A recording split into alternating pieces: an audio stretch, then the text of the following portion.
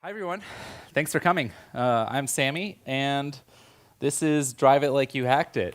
This is basically a fun talk I've just been continuously working on and improving as I'm doing research in a couple of different areas. A couple really fun areas for me have been vehicles, radio, hardware, and we're going to focus a little bit on some of that stuff, which is really fun to me. We'll cover some web stuff as well and try to bring it all together in a fun way. So we all love Nicolas Cage, right? Yeah? Okay, I love Nicolas Cage. So I saw Gone in 60 Seconds. It's like one of my favorite movies. So I've spent my entire life trying to be like him. So as Gone in 60 Seconds happens, basically Nick Cage is going around stealing cars. I hope I didn't spoil that for anyone. But to do that, the first thing you need to do is you need to get into a garage, which has like some really cool cars. So in the last year, I've been looking at how can I break into garages? Like, how do garages work?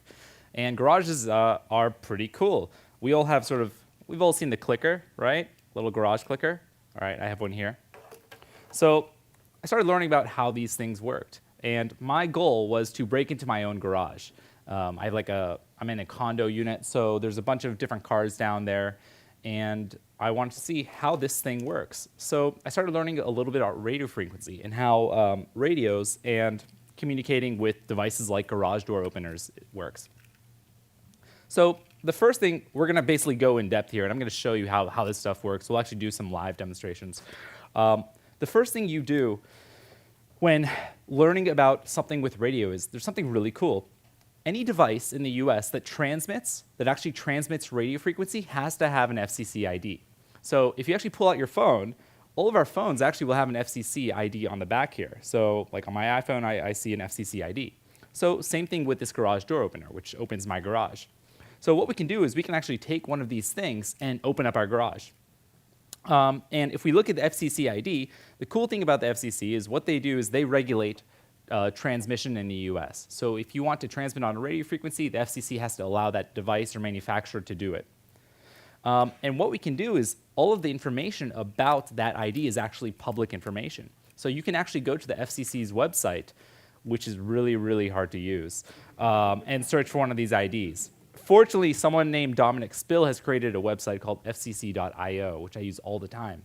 And basically on fcc.io, you can just type in the identifier back on either this garage door opener or your garage door itself or your phone. So if you actually pull out your phone and you can look up the FCC ID and you can learn all about what your phone transmits on. It's actually very cool. And inside of there, we'll see a few things. So the first thing we see is often you'll see pictures of the actual device, both the outside on the left here and the inside. So you'll actually see inside of that circuit. This is really cool if you're trying to look up information on, say, a device that you don't necessarily have access to, or a device that might be out of your price range, or a device that's not released yet, right? Something that's coming out. You can actually go here and you can learn a ton of information. You could probably produce, you can probably discover vulnerabilities or issues with the device before it even comes out. It's pretty incredible. So here's an example of actually my garage door opener. I looked it up. And the first thing we see here is we see kind of like where it came from. It came from China, obviously. And you also see the range here, the frequency range. So this is the frequency that it communicates on. And on this one, it says the lower frequency is 390 megahertz and the upper is 390 megahertz. So that means this communicates on one frequency, 390 megahertz, which is pretty cool. So what else we see on the FCC? We see stuff like they have a cover letter, always a nice little formal letter they write. External photos like we saw, internal photos, a couple different things. One of the more interesting areas is the test report. So what the FCC does is they hire someone to come out and actually test your device. Because the thing with frequencies is we're essentially sharing the spectrum. Like you don't want a device to just constantly transmit out and prevent other devices from working. For example, if I just held this garage door thing, if this were just transmitting all the time, it may prevent other garage door openers from working. And you wouldn't want to interfere with, say, someone across the street. So they do all these tests to ensure that it transmits on the frequencies it's allowed to, not more powerful than it should, so on and so forth. So if we pull this up, we can see like the internal report. We can actually often see a spectrograph of actual recording of that. of the radio signal transmitted by the device. And there are some different devices I use to actually listen to this kind of stuff. One of the devices is really cool. It's HackRF.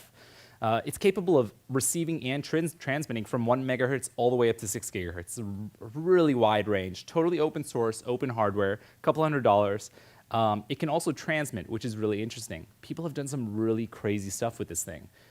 For example, spoofing GPS. I mean, people have literally spoofed GPS using this device or similar devices and have made ships go off course.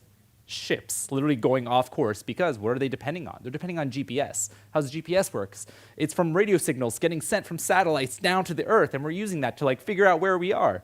And someone comes along and transmits a signal, and you think you're somewhere else, or you think you're just going somewhere else. I mean, the amount of dependency that we have on these radio signals is massive, and it's growing every single day. So this is another reason that this is like such an interesting thing, and I'm so interested in this right now. And now HackRF, you may say, okay, well, I don't know anything about radio, and I know very little about radio personally. But you can do some pretty simple things.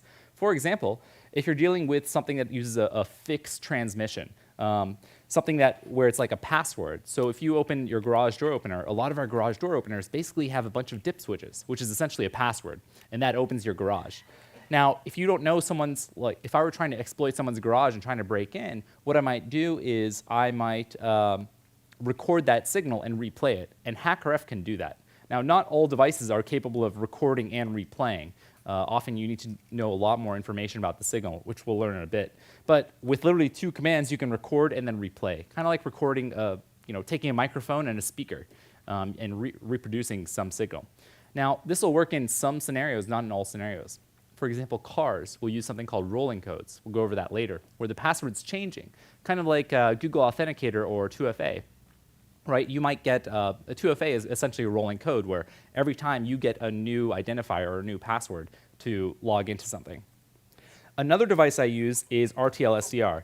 This thing's awesome. I have it right here. It's basically another antenna. It's SDR means software-defined radio. RTL, it's from Realtek. And software-defined radio HackRF is also a software-defined radio. It allows you to use software and inexpensive hardware to analyze the radio spectrum and also often transmit. RTL SDR is great because it's like $20 on Amazon.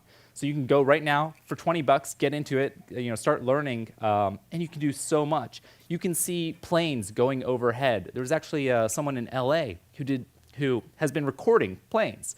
So it's public transmission. Whenever a plane is flying, it's sending radio signal of where it is, of its GPS coordinates and information about it, its unique name. And he started mapping it out just as a hobby. And he found that there's these planes that are just circling over LA. They're just going in circles, right? They lift off, they fly around, and then they circle. Why are there planes circling over LA? And he started what's that? Correct, FBI planes. He's the guy who discovered that these are FBI planes going around, probably using something like Stingray to listen to our phone calls and text messages. So always say, hi, FBI, when you pick up the phone. So RTL SDR is another really cool example. He did that with RTL SDR. It's a $20 device. You can use free software, open source software on your computer, no matter, in any major operating system. GNU Radio, this is a fun, although complicated piece of software that it's probably not complicated. It's just really hard for me to learn. So I'm still trying to figure out how to use this thing, but it allows you to take radio signals, or actually any signal. Technically, you can just pipe audio into it, and you can manipulate it. You can run different filters on it and extract information or transmit information. So this is another really useful tool. GQRX, this is an awesome tool. We'll actually use this in a minute. I'll show you how it works. Basically, this allows us to see a waterfall view of the spectrum, of the radio spectrum. So we can say, all right, I want to see from 300 to 301 megahertz. I want to see everything that happens on there. This would allow you to let's say you have a device and you don't have the FCC ID. Or let's say you don't have access to a device. Let's say you're outside of something and you have a black box, or someone's driving up to their garage and they're about to hit a button, but you don't know what frequency their device is using. You can use this to essentially watch a waterfall of radio frequencies, and you will see when there is something with a high amplitude, when there is essentially a signal that's getting transmitted. It's really cool. This is for Linux and OS X only. If you're on Windows, you can also get SDR Sharp. It's another similar tool to do the same thing. very cool.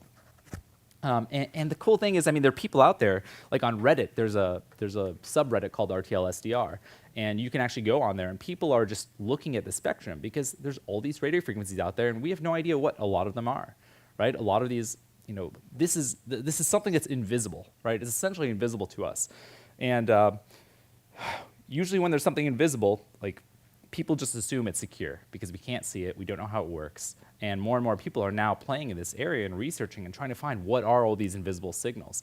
And a lot of it lacks security. I mean, it's really interesting, some of the stuff that's coming out of here. RTL FM, this is like a command line tool that allows you to record signals with the RTL SDR. So these are some of the tools that I use. The presentation will be available online, so if you guys want to grab it and do any research in here, you'll have access to all of that. So let's go back to this FCC report. There are 3 things I usually look at when I'm looking at an FCC report for a device. Internal photos, because that allows me to see inside. If I can see inside, I might be able to make out the chip that's being used. If I look at the chip, I can probably look up data sheets available for that chip, and I can learn all about what the chip is doing, the frequency it communicates on, the modulation, all sorts of information about it. I can look at the test report as well, and the test report will often provide some useful information, such as what frequencies it uses, perhaps what modulation, and then also the user manual. There's always like incredible pieces of information in user manuals that I find. A friend of mine was at Coachella, and he's like, "Yeah, I came back to my car and all my windows were down." And I was like, "Was anything stolen?" He's like, "No, luckily." I'm like, "Well, so." It's like someone broke into my car and didn't take anything. I was like, that seems weird. So I looked up the FCC ID. I was like, maybe someone hacked his device, his like radio thing, or his car key. And I looked it up, and I looked at the user manual, and it's just a section of how the car key operates and everything about the car key. And apparently, if you hold one of the buttons down for enough seconds, all of your windows just roll down. I haven't told him. I'm going to use it against him. So here's an example of a test report from my garage door opener. We can see something called the frequency is 390 megahertz. We see the modulation type is ASK or ASK. We'll go over that in a second here, and a couple other things about the device. So let's talk about modulation a little bit. Who here has listened to the radio? Okay, cool. Younger people may not know what that is. It's like Spotify. So we now have things, there's different types of modulation. It's basically how we encode data in a signal. There's ASK, which is amplitude shift keying. There's FSK, frequency shift keying, and PSK, phase shift keying. These are common modulation schemes that are used. Now, these are specifically for digital data, when you're trying to communicate digital information over the radio spectrum. Now, ASK is actually a type of amplitude modulation.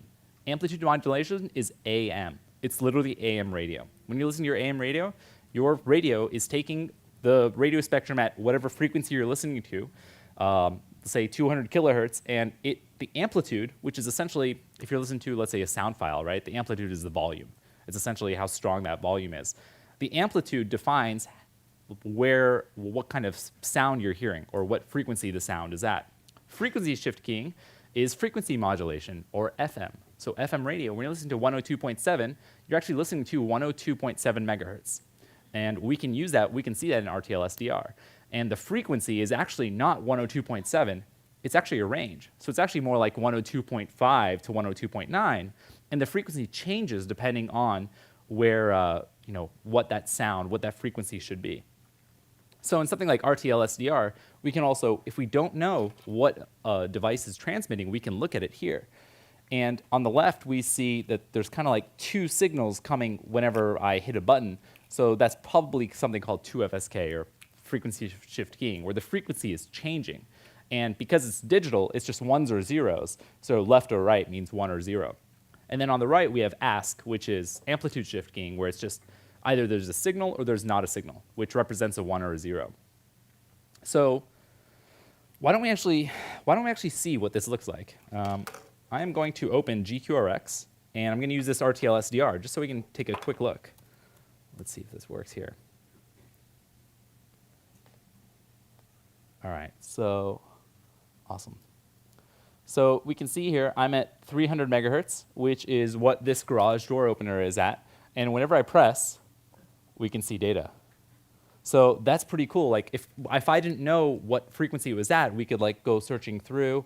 We could go to, let's say, here we have actual stations, right? So I'm at 100 megahertz now. So we can actually see FM radio stations. And I could actually demodulate this data. I don't know, let's see if that even works. Demod.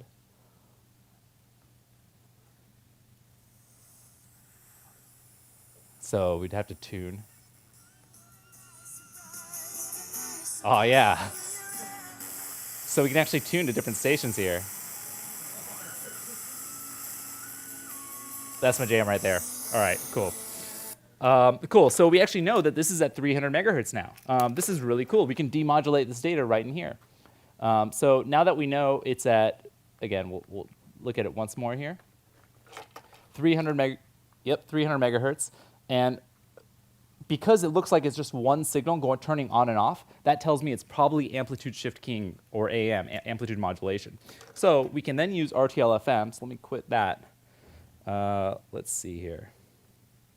Find my windows. All right, so, I mean, that's going to be hard to see, but here, I'll just record it first. So I'll say RTL 300 test.wave. I'll press this once or twice. Great, Control-C. And what this actually does is this produces an audio file, a WAV file that we can then inspect. So I'm going to pull this up in Audacity, a free audio tool. Let me find the file here. And I will throw this in here. All right, cool. So this is Audacity. So here we can see I hit it twice. I hit it once here and then once here. So let's take a look at what this signal actually looks like. Zoom in. It looks like it's a repeating signal. It looks like the same information. Now, who has opened one of these garage doors and had to like set the dip switches? Have you had to do that? All right, so we've seen those. Usually it's like 10 or 12 dip switches. So let's zoom in. Can you guess what these relate to? So if I open mine right here, this thing is impossible to open. All right, now I got it. I'll tell you what I have here. I have on and off dip switches. Mine is on, off, on. Let's just zoom in so we can see if there's any correlation at all. On, off, off, off. So basically, we're seeing amplitude. We're actually seeing a signal. In this case, it looks like a long signal followed by nothing. Long is a 1, and a short signal followed by nothing is a 0. So literally, just by using this $20 device, I've recorded, and I now know the code to my garage door. You could go around like recording code, like just like in Gone in 60 Seconds, right? They go up to the garage, they use their little device, which probably didn't exist, and they are able to record the code. Like, that's so interesting. All right, so let's go back to, oh man, I can't see anything. All right. I like where he's going with that. All right, let's see if I can figure out how to open. I can't, I'm not mirroring here. Show all windows? Oh, man. Enhance. All right. Back to the slideshow. Okay, cool. So we just saw GQRX, and we saw this, right? So we actually analyzed that signal. We saw it was just a repeating signal. It repeats a bunch of times because amplitude shift keying, like if you've ever listened to AM, the audio sucks, audio quality sucks. It's very easy to, it's the most inexpensive way to transmit information, but it's also the most prone to interference, people sniffing. You can really sniff anything though. So someone had a good suggestion. What if we brute force that? How long would it take? Well, if we take a look at these different garage doors, there's a couple different things. Some are 8 bits, some are 10 bits, 12 bits, right? There's just on and off. So I recorded this one, and it looked like it was 2 milliseconds per bit with a 2 millisecond delay for each bit. And it sent 5 signals per transmission minimum. So if we calculate that for all the possible garage doors that I've looked at that use fixed codes, it looks like it would take about 29 and a half minutes to brute force. So basically 30 minutes to brute force someone's garage, which is pretty insane. So I was looking at this, and I was like, well, can I do this a little faster? Because I have stuff to do. I can't just sit outside of people's homes 30 minutes and do this. And I was looking, and I saw, OK, well, if it's repeating the signal, what if we stop repeating the signal? Like, it's repeating just so that it can be more successful. But for the most part, we're not going to have interference. So if we actually take out the repetition, we can actually reduce it to 6 minutes to brute force any fixed code garage. That's pretty cool. But looking at this further, I saw that there was basically this massive period of wait, of delay between every time it sends a signal. So I was curious, what if I took out that delay, where it's sending one signal followed by, like, one password followed by another password? Instead of a delay in between them, what if I just sent password, password, password, password? And that worked. It opened my garage. So that reduced it down to 3 minutes to open any fixed code garage. And then I was thinking, how does it know where one password begins and one password ends? What if it's using something called a bit shift register? Now, a bit shift register is basically a register where you pull in data 1 bit at a time. And as it performs a test, let's say it's a 4-bit register. It looks at the 4 bits, and it performs a test. Is this the correct 4-bit? If not, it then takes 1 bit off, pops one off, and then shifts one in. Well, if that's the case, you wouldn't actually need to test all possible codes. You could actually just pop. For example, if I used, let's say I'm looking at, this is a 2-bit code. Let's say we're just looking at a 2-bit code right here. 0001, 1110. Those are the 4 options. That's a total of 8 bits. However, if we create something called the De Bruijn sequence, De Bruijn is a mathematician who discovered this algorithm to efficiently produce all possible codes that overlap. So if we overlap these, we can say 00110. Now, if we put that in a bit shift register, we get 00 as the first 2 bits. And if we move over just 1 bit, then we get 01. Move over 1 bit, we get 11, and then the last 10. So we've actually gotten all 8 bits out of a 5-bit sequence. Now, if we do that with every 8 to 12-bit code, we actually reduce this down to 8 seconds to brute force any fixed code garage between 8 and 12 bits long. 8 seconds. Yeah? Just as a hunch, might this also be a similar premise behind how things like TV Be Gone work? All of the infrared codes that are basically public information for all the televisions, TV Be Gone, you could do that, but TV Be Gone specifically turns off TVs. So if you were brute forcing, what you'd actually end up doing is like changing the volume, changing the import source, doing all this other stuff. TV Be Gone specifically has programmed all of the IR codes for most of the different televisions, but you could definitely do something similar because you will hit the off code at some point, right? So at this point, we have 8 seconds. Now, this is just how to transmit. RTL-SDR does not actually transmit.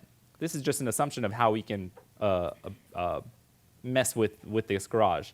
So now we need a device to actually transmit. One device I'm a fan of is this Yardstick 1, also by Michael Osman. This has a nice radio chip for both receiving and transmitting. It's not software-defined radio. Software-defined radio allows you to take a signal you know nothing about and then perform all the modulation, demodulation, and accessing and reading it in software. This is all hardware. There's pros and cons. The major con of something like this is that if you don't know what the signal is, if you don't know if it's frequency modulated or amplitude modulated or the frequency, this is not going to be too helpful because you have to tell this hardware, I know it's FSK, I know it's on this frequency, I know it's this data rate, and show me the data, or transmit the data. But if you know what you're looking for, or you know what you want to transmit, you can use this device. And there's a Python interface that you can use by something called RFCat. And there's another device that I like to use from one of the most amazing technological companies of our time, Mattel. So Mattel creates all sorts of awesome toys for children. And one of their toys, is called the Mattel IME. This is a texting device for tweens to basically communicate with each other without being on the internet where creepy people hang out. So with the IME, you can actually text someone, and it wirelessly transmits to a little dongle on a USB stick, and then it goes over the internet to your friend who also has one of those USB dongles, and then wirelessly transmits to this little device, to the IME. The service is no longer active. They don't sell these anymore, so you can get them off eBay for like $10, $20. And a couple of people have found that inside of this device is a really cool chipset from Texas Instruments, and it's a sub-gigahertz transceiver. That means it can receive and transmit on virtually any frequency under 1 gigahertz, which is actually amazing. If you were trying to build a device like this yourself, it might cost hundreds of dollars. Thanks to Mattel and massive production, you can get it for like 10 bucks on eBay. So Travis Goodspeed and some other people found out that you can connect to the back of this thing and reprogram it and do whatever you want with that transceiver. So this is the device I chose to use for transmitting across all of the different garage frequencies, performing this attack. And this is I call this the open sesame attack. Let's see if it, oh, no. Oh no. How do we get this to, there should be a video here. Oh, I'm sorry. So that's an example of the open sesame just running on my friend's garage. It takes a max amount of 8 seconds, which on average is 4 seconds. So awesome. One step down. So I've released almost everything to do this. Obviously, I don't want people breaking into people's garages, so I bricked the code so that it would not work. However, I released most of it so that people could understand how this type of attack works and also how to prevent it. Unfortunately, since I did that, the prices have raised of the IME. So if you do want one, reach out to me. I'd be happy to send you one if you're going to do some research in this area, because I bought them before they became kind of ridiculously priced. So some lessons here. Don't use a ridiculously small key space. Just because it's invisible, right? Just because it's over radio and people aren't looking doesn't mean people aren't going to look, right? At some point, people will look. They will understand the technology. Your proprietary, method is not going to help you. So, there's plenty of information on this.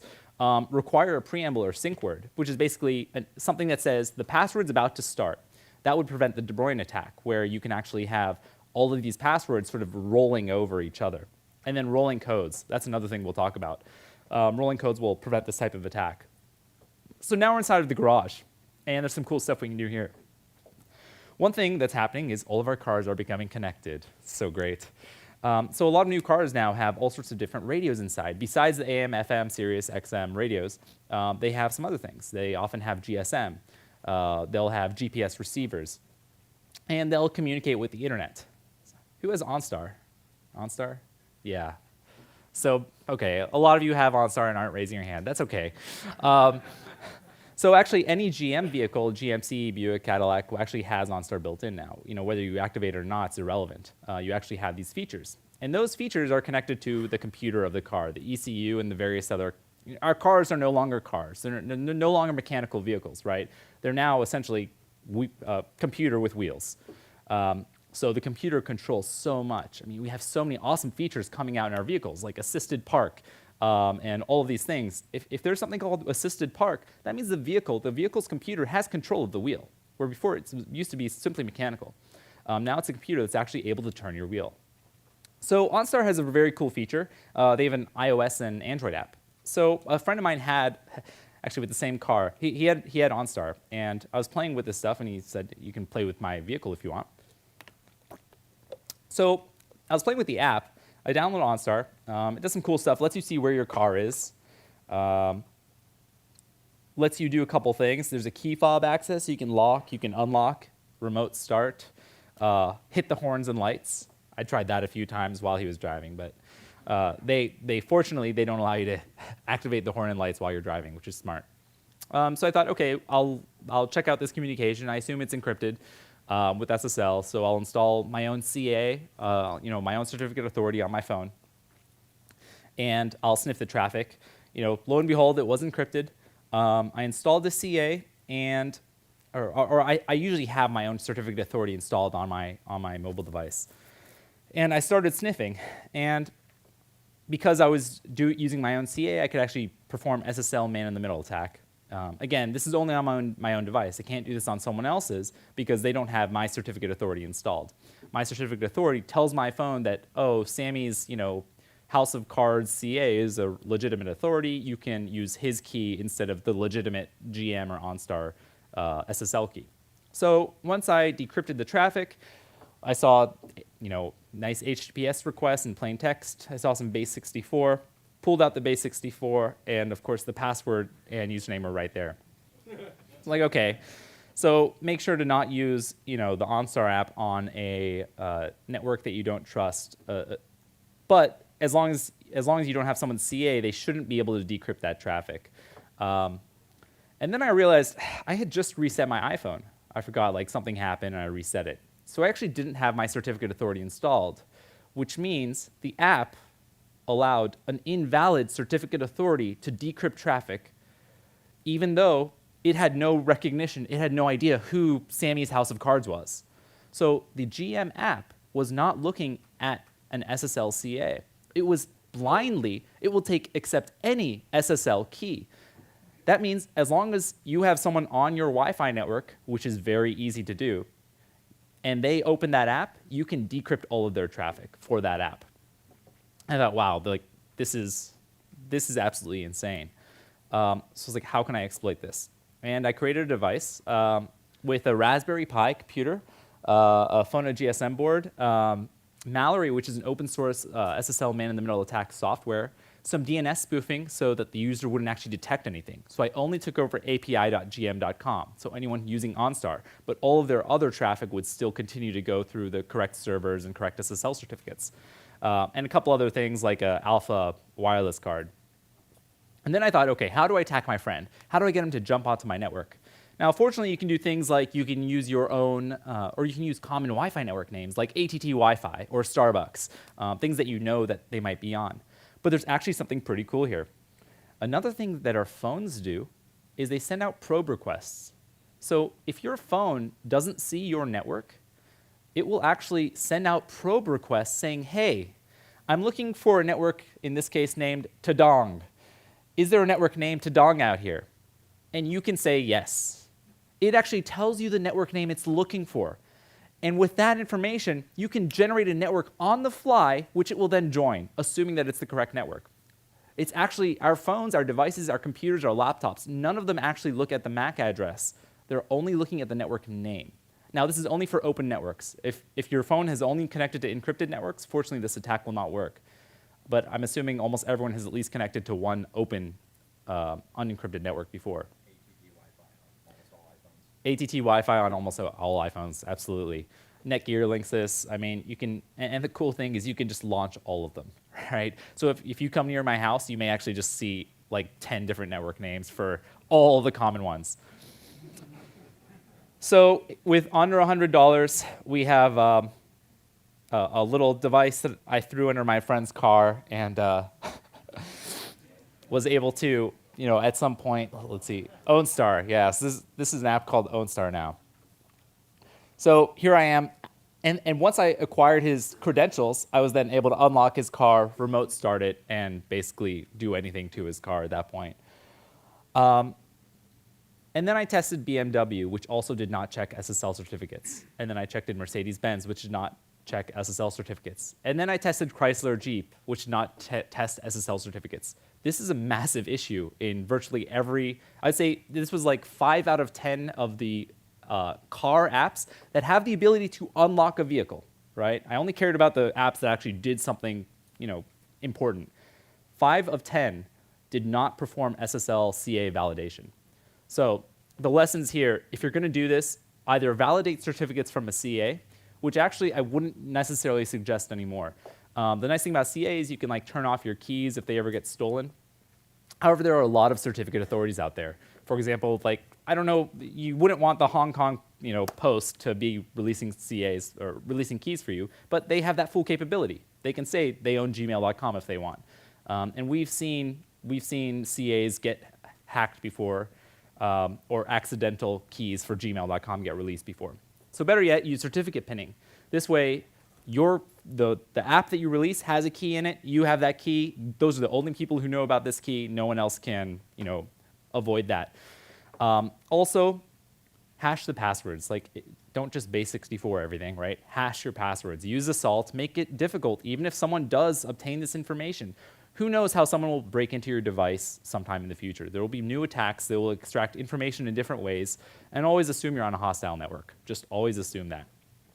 So now we've broken into some cars. We'll go through this. Now, there's another interesting thing that I've seen a lot of these vehicles use. And a lot of the key fobs, they all use something called rolling codes. So rolling code is like we talked about before with the CA. The code actually changes every time, kind of like 2FA. You get a different SMS message, or your Google Authenticator sends you a different number every time. And that's great. That's actually a really good way to prevent an attack like the garage door attack, right? Open Sesame, where we have a fixed code. Also, rolling codes are much, much longer. They're not like silly 12-bit codes that you can break in a couple of seconds. So that's a nice thing. I'll quickly run through some hardware attacks that, if you're ever looking at hardware that you don't know, some of the devices I was looking at, I was actually finding that they would actually mark the chip off. They would actually scratch off the name so they couldn't look up the data sheet and see what it was using. So in that case, what I use is I use a couple of things. I use a logic analyzer. Logic analyzer just looks at information, looks at digital information going on a wire. So you can connect pins to each of these pins. I use these SMD micro probes so I can connect to like really small pins off of chips. I also use a multimeter. You can measure voltage with the multimeter off different pins on a chip. And when I'm looking at a chip that I don't know anything about, I'll start mapping it out. I can use the multimeter to find the ground and to find power. So I can mark all the ground and power pins. Also, I can use the logic analyzer, and I can look for certain things that look like a clock signal. A clock signal will just look like a square wave or pulse width modulation. Once I do that, if I know what frequency it's communicating on, which I should be able to learn with something like an RTL SDR or HackRF, I can then download all the data sheets I can find for something that does that. Let's say it's communicating on 2.4 gigahertz. I will download all the data sheets of transceivers on 2.4 gigahertz, and then I'll take all of their pinout pages, and I'll look at them, and I'll compare, do any look similar to what I have? Do any have the same number of pins? Do any have the grounds in the same places, the voltage in the same places, the clock in the same place? And if so, I've now discovered what chip that device is being used, despite them trying to scratch it off. Using the logic analyzer and datasheet, I can see how that chip is communicating with the device, what commands it's sending. Then I'll learn all sorts of other information, like if there's encryption. I might learn a key. I might learn what it's using. I can extract all the serial communication, how it communicates with that device, and I can then build an interception device, which is pretty fun. So at this point, let's take a look at my car. My car uses something called rolling codes. Now, if you look at this, there's a ton more data in this code. So this would actually take years and years and years to brute force. And it's only good once. So as soon as you use this code, it will never work again. So when I hit the clicker on my car to unlock, that code is used, and my car knows that this code is no longer valid, which is great. So let's understand how rolling codes work. There's basically a random number generator in your car and in your key, and they're synced. There's actually like a rolling window. So when you press the unlock button, your car expects that unique identifier, that unique code. But now that the car has heard it, it says, I will never accept that again. So if someone was sitting out, if Nicolas Cage was outside of your home, and he like sniffs this identifier, and he tries to use it later on to replay, it's not going to work. Because the car says, oh, I've seen that code before, I will not accept it. I will only accept the next code.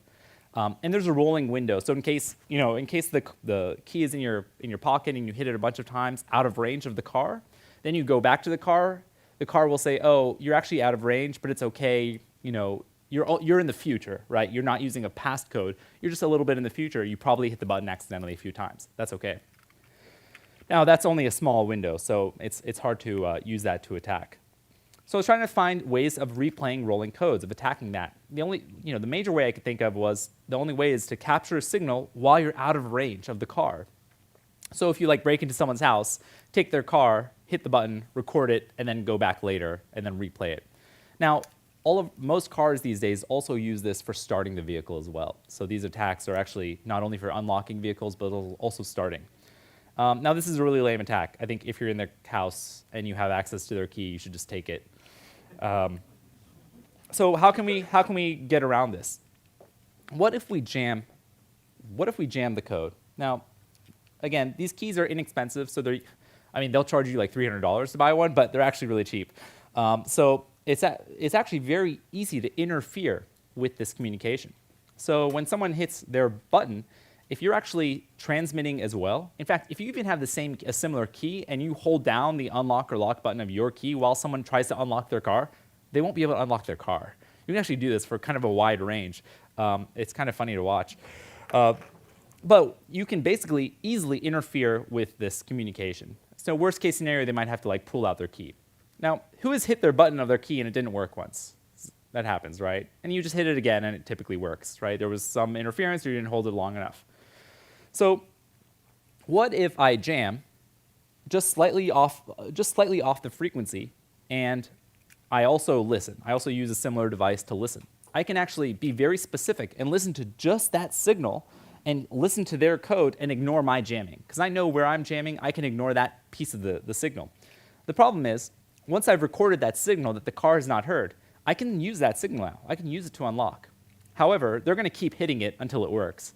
And when it works, when the car does hear their unlock code, all previous codes get disabled. So the code that I've acquired is now no longer useful. However, as we're human, we all follow a simple pattern. If I jam and I listen and I get one code, and I keep jamming. So you go up to your car, you hit unlock, it doesn't work. You hit unlock again, it doesn't work, 2 times in a row. But I've listened to both codes, and I've extracted those 2 passwords. I now take those 2, and I only replay the first one. So now the car does unlock on the second time, but I'm using the first code. So later on, when you go home and you lock your car, I still have an unused future code that I can unlock your vehicle. Because there's actually no timing, right? It's all about just the order of the sequence of these codes.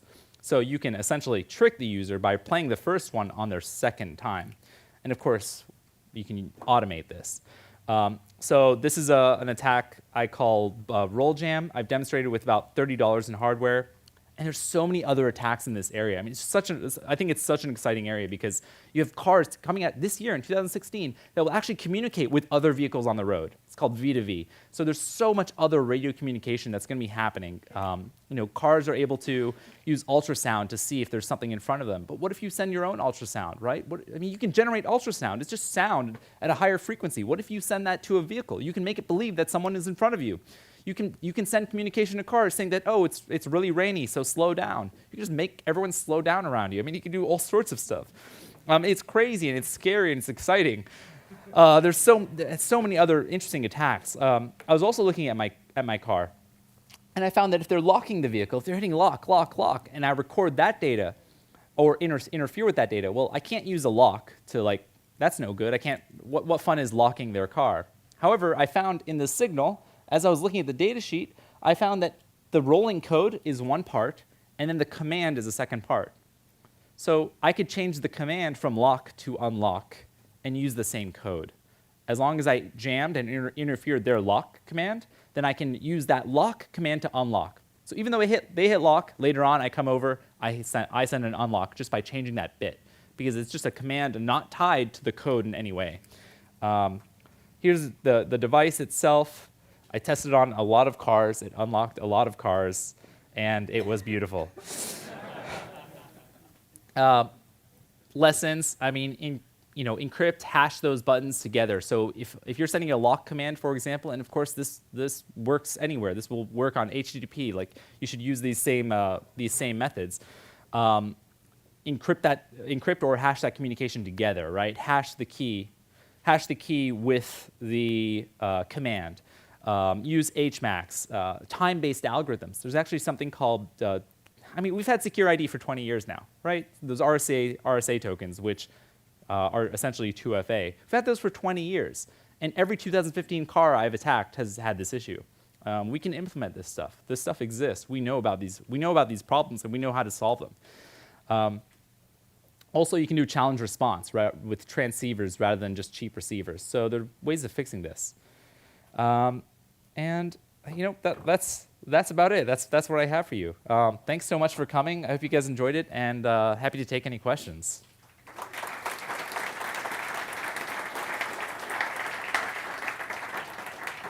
Thanks. Yeah. Yes. Did you report any of those apps that accepted whatever? I reported all of them. Yeah, communicated with it. What did they do? Fortunately, they all came out with new apps. Well, the first one, GM, did not reach out. It was impossible to contact them. They had no they had no way for researchers to reach them. So I called them. I went to the support. I escalated. I emailed. I went through their website. Literally never heard back. And then I Then I released a demonstration. I didn't release the code or anything. And then I got called, like within 24 hours. And then Benz, BMW, et cetera, they all did fix. I mean, everyone fixed it within a few days, which is great because it was just an app update.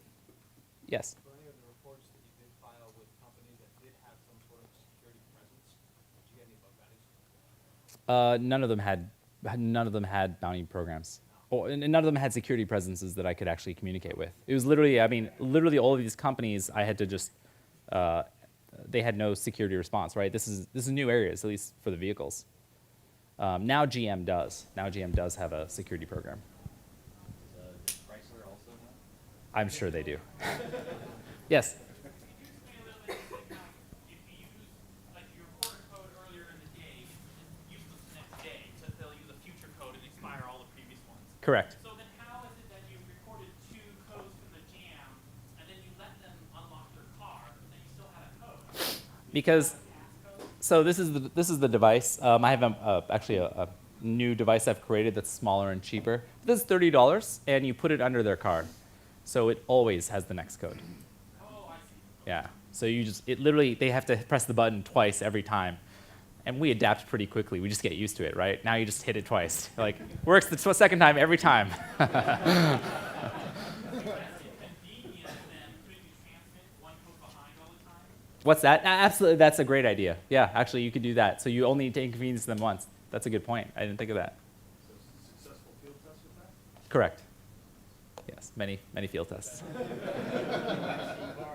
You'll actually see the lot is like half empty now. Thanks for coming.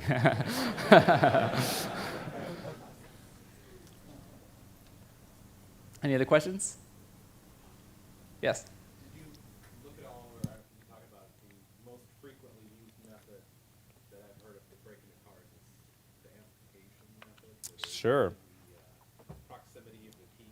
Yeah, I mean, the amplification attack is really interesting, right? A lot of us have keys that we keep in our vehicle, or we keep in our pocket, and we can go up to our car, pull the door, and it'll send a signal out that our key detects, and then it will perform a challenge response back. Right, and for starting the car, it actually uses the signal strength, so it knows that you're in the car. So if the signal strength is too low, it says, oh, you're outside of the car, I'm not gonna start the vehicle. You have to be inside the car. But, as you say, you can perform an amplification attack, where you actually, let's say you have 2 people, right, and you go up to the car, you pull the door, it sends the signal, your device amplifies that signal or sends it wirelessly somewhere else. That gets retransmitted near the door or near the person's car key in a restaurant or outside of their house, and yeah, you can then unlock and start their vehicle and drive away. And vehicles cannot stop if they detect the key is no longer in the car. It would be too dangerous, right? If you're on the freeway or something, what happens? So the car will continue to go and you take it to your chop shop. Yes? Have you found whether or not these challenge response protocols use the mechanism to detect proximity based on the timing of the response? Like if you're doing this relay attack, it's going to take longer than the break. That's correct. All of them do have some amount of timing, but it's lax enough that you can perform the attack in every case that I've seen. Yes? There's excellent research from Zurich Mm. on timing attacks and the delay and stuff if you're interested in the details. Yes? Were there any vehicles you had the opportunity to test that you weren't able to get something like this working on? No. No. Yeah, I mean, they're all, vehicles, they're all using some of the same chipsets from the same companies, so it's all the same attacks. Yeah. Where do you think this goes? I mean, these protocols are pathetic, right? Mhm. They're like 30 years ago. Yeah. Protocol. So do you think eventually we get to, sort of fully authenticated SSL kind of communications? Absolutely. I mean, I feel like this is, I think we were talking about it earlier, like this is the web 10 years ago, right? 10, 15 years ago, everything had XSS, everything had SQLi, everything had RFI. Now, only most things have XSS and SQLi and RFI. So I think in another 10 years, hopefully we'll have a lot more hardware and radio security. I hope so. Yeah, I suspect we will. Yeah. Was that one of the fixes that BMW, was that report from you in terms of being able to intercept and send text messages to BMWs, or was that a different one? That was someone else. Yeah. Yes. Is there a related question? Do you have any insight of why this happens? Like where do companies find their security people? Like where I work, design garage. What security people? No, seriously, I don't think they have security people. So they don't I think that's a new thing, right? Yes. I learned something really cool at scale this weekend, is that Volkswagen and other cars use Linux. So if you have a VIN, apparently you can ask them for the source code. Oh, interesting. Wow, I didn't know that. That's very cool. Just so you know, that could that be good or could be bad. You know, you look at it. Awesome. Fake a bit, right? Yeah. Okay, well, thanks so much, everyone.